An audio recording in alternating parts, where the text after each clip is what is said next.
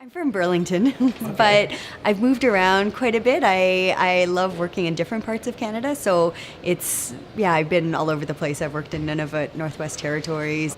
I was last in northern Saskatchewan for 2 years, then to Ottawa, and then Cape Breton since last year. So I wander, but then I also love different parts of Canada and learning about issues and health issues and other issues and working with people in all over the place. So yeah, that's how I've ended up in Cape Breton, kind of randomly, but it's been really good so far.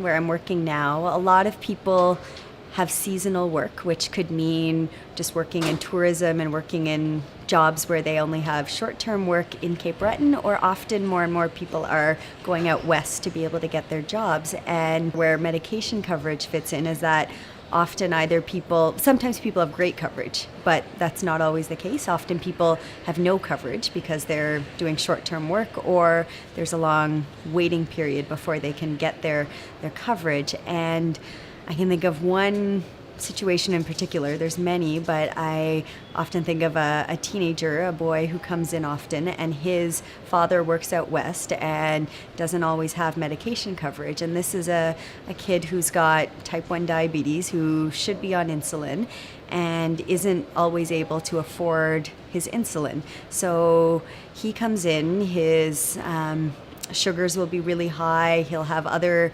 complications related to his diabetes, but he can't afford his insulin. So we try to make do with what we can. Sometimes we have samples that we can give him, but that's not always a great solution. That's a really clear example of someone who really needs to be on a certain medication, can't afford it. It's causing him health problems now and is going to cause him health problems his whole life if he's not able to take his insulin properly. If he was able to afford his insulin, it would be one less stress in his life.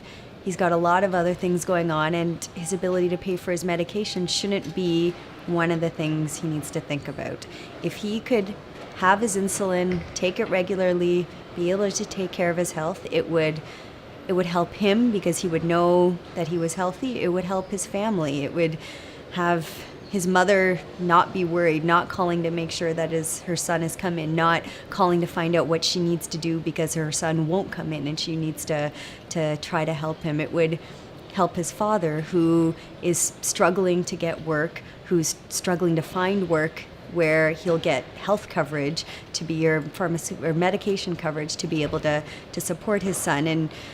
And we shouldn't have a system where people need to try to get a job so that they can pay for medications. And that's one of the things that he's needing to worry about.